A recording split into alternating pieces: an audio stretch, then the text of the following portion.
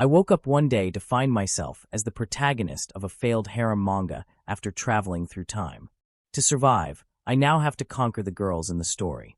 It sounds like a cliché setup straight out of every cheesy manga, but here I am. In this new world, I not only have a harem and a cozy home, but also bump into a clumsy, busty, glasses-wearing girl on my way to school. It feels surreal when these overused tropes come to life. It's actually kind of fun. My name is ᴄᴏᴘᴘыឫ, and this madness began when I woke up to a girl with a quirky hairstyle claiming to be my sister. One look at her appearance, and I realized she was the sister of the protagonist from that harem manga I was trash-talking the night before. Before I could process what was happening, she dragged me to the bathroom. As I stared at myself in the mirror, reality started to hit. The me in the reflection spoke up, and just like that, he turned into a blonde-haired boy. "To cut to the chase," he said, "you've become the protagonist of that manga. And your final fate? Death." I was furious. "You're telling me I die just because I gave a bad review of this stupid manga? Are you insane, author?" The boy calmly explained that the author had already been hit by a truck, and that my survival depended on solving the mystery of this world and winning over the real female lead. If I let this turn into just another silly harem story, I'd never change my fate. Before disappearing into the mirror, he revealed that he wasn't the author. He was the second male lead. I thought I might still be dreaming, but it felt too real. My noisy sister was banging on the bathroom door, and when I went to open it, she kicked it down and jumped into my arms like a hyperactive little powerhouse. I comforted myself, thinking, this is just the comic's attempt at humor. Right? Soon after, I headed to school, but as I turned a corner, I ran smack into a girl running towards me. She was panting heavily and looking for her glasses on the ground. I handed them back to her, and she instantly perked up. She introduced herself as Gong Yusin, a fellow student at Manhwa High, and asked if we could walk to school together. Just as I was about to answer, my phone rang, mocking me for being late. I had to rush ahead. At the school gate, I tried to sneak in but got caught by a guard dog. I cursed the author for adding random obstacles like this, hiding as I tried to figure out what to do. Suddenly, a soft voice called out behind me, asking if I needed help. I turned around to see a golden-haired girl with a playful expression. She was also late and seemed to have no shame in suggesting we climb the wall to get in. The wall was at least 5 meters high, and I was skeptical. But Jinjing, the girl, insisted. "It's okay. Just throw me over," she said cheerfully. Opening her arms wide like this was the most normal thing in the world.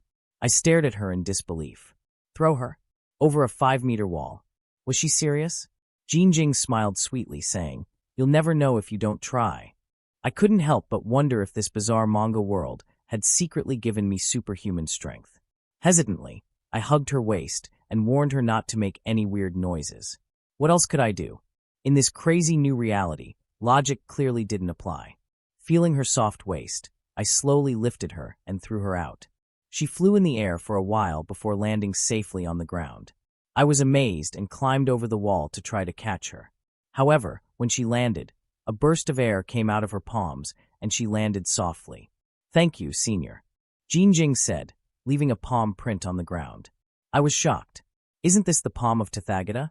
Is the schoolgirl a hidden arts master? Jinjing lifted her innocent big eyes. "What is the palm of Tathagata?" She said, "I just like sports more," and then exchanged names with me, waved, and laughed. After Jinjing left, I took out my phone and questioned Golden Hair. Why did the author arrange this plot? She's already a martial arts master. Why do I have to throw her into school and let a little virgin like me have intimate contact with her? I blushed with embarrassment. As the protagonist, I have to reverse my fate. How can I be obsessed with these small gains? Golden Hair showed a profound and unpredictable smile. "Haven't you noticed that you just jumped over a 5-meter high wall in one go?" Then he disconnected. It was only then that I realized that the author seemed to have secretly added some settings to me that matched the level of a manga protagonist. Later, I returned to the classroom and met Golden Hair in person. He told me with a serious face that I needed to win over 3 girls, including Gong Yusin, the glasses girl I'd bumped into this morning.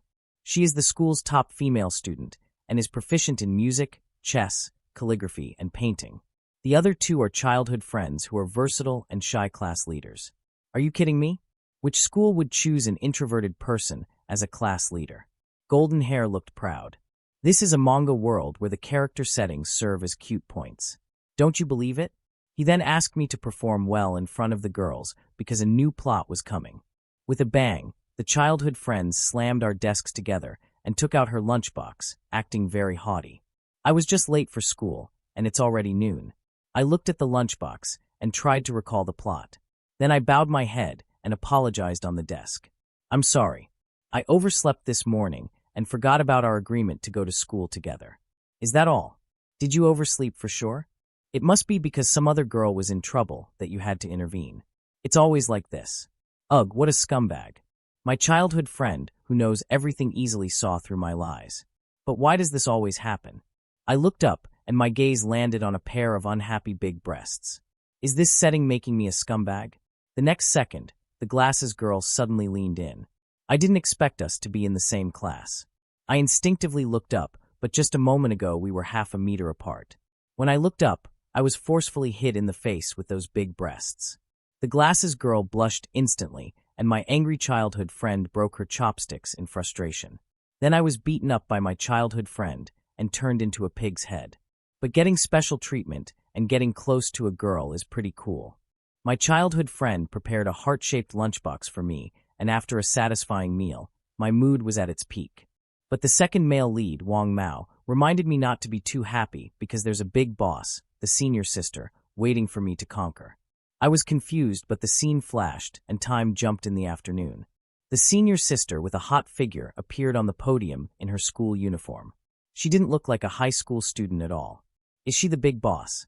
I can't believe I have to conquer a goddess like her. Golden Hair patted my shoulder and said, "You're the main character, so it's up to you to conquer her. Good luck."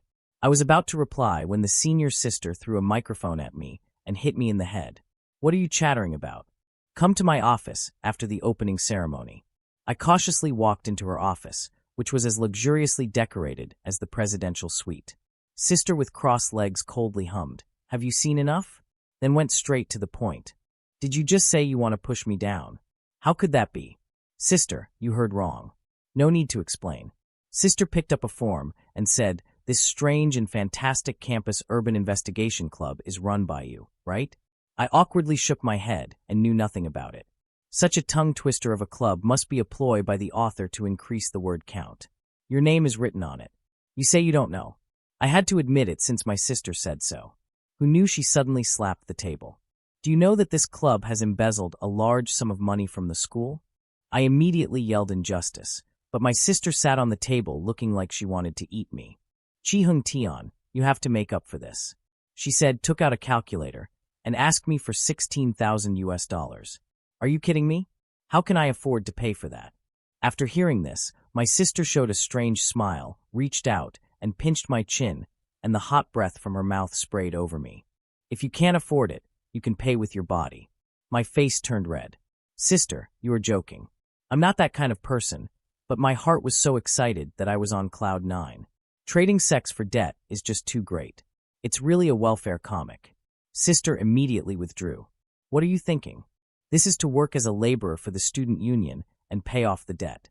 I looked at the form and asked, "Why give $50 to clean the student union president's office? Is there any special service included in this price?" I looked at the senior sister with an expectant expression. Should I raise money myself or work hard? "ᴄᴏᴘᴘыЙ, you decide quickly." I slammed the table. I decided to raise money myself and expand the Monster Search Society. "Please give me more time," I said. The senior sister looked a bit disappointed as she drank her coffee. After telling me that the society needed 5 people, she sent me away. At the door, I met Golden Hair, who was on watch. He told me that the Monster Search Society might touch on the core secrets of the comic world, so I had to be careful. "Why so serious?" I asked, but Golden Hair didn't want to say more. He reminded me to hurry home because the school was not safe at night. It was then that I realized the flow of time was strange in this world. It wasn't just about fan service comics. Suddenly, I felt a chill behind me and turned around to see a shy, green-haired girl. "Hello, I'm the class president, Annabella. Who talks like that?" I thought to myself, the comic setting was ridiculous. The class president continued to speak intermittently. "You're the vice class president of our class. It's not good to say those things at the opening ceremony." I realized she was a social phobic. I quickly nodded in agreement. I asked her why she wanted to be class president if she wasn't good at communication. She said it was to improve her social skills. I've made progress. I used to be too afraid to talk to boys. I was happy to hear that. Here was my chance to win over the class president. I invited her to join the society. She screamed in response. I quickly tried to calm her down. Glasses and childhood friends are also here. You'll have a lot in common. After listening, the class monitor turned back into a shy and introverted state and asked, "Can it be done?" "Of course. Let's join the club and progress together." I replied. She agreed with a red face, and I finally breathed a sigh of relief. Now that all the heroines have appeared, it's time to win them over and explore the secrets of the adult manga world. With that in mind, I immediately called my childhood friend, but her phone was turned off. My good friend, Golden Hair, told me that I had made her angry and advised me to apologize. Despite my fear of being taken down by my all-knowing and almighty childhood friend, I still bravely knocked on her door. "Auntie, is Hinty in here?" I asked. Chan told me to say she's not at home. She replied, "You're saying she's home. Please let me in." I pleaded. The auntie warmly led me to her room and pushed me upstairs, saying, "Your young people's affairs should be solved by yourselves." I stood in front of my childhood friend's room, took a deep breath, and carefully pushed open the door. The next second, a very shocking scene appeared in the Chan changing clothes. As expected of someone who has traveled to the world of adult manga, this world always sends me some adult content. Then she caught me peeking at her and started throwing various bottles and cans at me. The Ani downstairs exclaimed, "Being young is great." Upstairs, my childhood friend caught me and pressed me onto a chair. "You perverted beast. How dare you peek at me changing clothes?" She scolded, but she still helped me bandage my wounds. Finally, I couldn't help but defend myself. "Who told you not to lock the door?" I just lightly pushed it. I said. She blushed and demanded to let go of my wrist. "You're a pervert," she said. I immediately realized that this was an opportunity. I decided to take action and pulled her into my arms. "Yes, I am a pervert. You just realized that after all these years?" I joked. She struggled in my arms for a moment, but then she went limp and gave up. "What do you want?" she asked. "My mom is at home." I pressed her against the wall and said, "I'll tell you what I want. I want you to join my club and help me get the stolen funds back." I apologized for making her angry earlier, and we moved on to discussing the club. I told her about the missing funds, and she was outraged. "Don't worry," she said, "I'll join your club and help you get the money back." I was relieved and excited to have her on board. Now it was time to recruit the other girls, including the glasses girl and the elementary school girl. I had a plan to make them all part of my harem. In class, I caught the class flower looking at a naughty comic. She begged me not to tell anyone and promised to do anything for me in return. I grinned and said, "There is something you can do for me. Join my club and become a part of my harem." However, when my childhood friend Chen saw me interacting with the class flower, she directly smashed her fist on the table in jealousy with green eyes. I quickly fled the scene. Now we only lack the last member, an energetic elementary school girl, to complete our 5-member club. While I was searching for someone, my junior Jinjing appeared behind me with a stack of homework and greeted me. After hearing my explanation, Jinjing was also interested in the club and excitedly asked me if we were going to investigate the 7 mysteries or the red-clothed female ghost. Realizing that she might be the main character in the upcoming plot, I quickly went to inform the senior members and prepare to advance the story. However, Chen blocked me at the student council entrance and refused to let me have another chance alone with the senior. 2 girls were already at each other's throats in front of me, and the senior used simple provocation to say that the school was scary at night and asked if we were brave enough to investigate. I was at a loss for words while Chen made her way into the student council with an unhappy face. But I still called all the club members to the activity room, and our first task appeared. At 9 o'clock tonight, we will investigate the school's legendary red ghost. Any thoughts, everyone? Great. The red ghost is perfect for our club. Unlike Jinjing, the bespectacled girl and the shy class president objected. "I can't join you tonight. Something has come up at home." "Same here." My gaze turned to Chen. She looked a bit embarrassed, but since the words were already spoken, she couldn't back out. "Okay, see you tonight." After everyone left, Chen dragged me to her house and said seriously, there may be real danger tonight. If that happens, don't worry about me and just run away, okay? I was very curious. Did Chen also know the secrets of this world? She didn't say much inside when we got inside. We are just ordinary high school students. After all, I was confused by her words. Was the school as scary as people said? Just as I was wondering, golden hair suddenly appeared in front of me. Hey there, why the long face? The real danger is already here. When you encounter a ghost, make sure to run fast. These real people were making me very annoyed. You all keep talking about danger, but I'm the protagonist. Don't I have some kind of special ability or weapon? If you want to get special abilities, you first need the courage to take risks. Golden hair replied cryptically before disappearing. At that moment, Chen came out in a different outfit and was surprised to see me. You came early. I just realized that the time in the comic world has jumped directly tonight. With so many strange events, could it be that my world of fanservice comics is a horror story? Soon, I met with Chen and Jinjing at the school gate. Just as I was about to go in, Chen suddenly grabbed me and reminded me that we couldn't enter the school at night. Last time, someone snuck in and had their leg bitten off by the guard dog. Jinjing also nodded in agreement, saying that I should just throw her in like I did in the morning. I could only ignore Chen angry gaze and toss Jinjing in.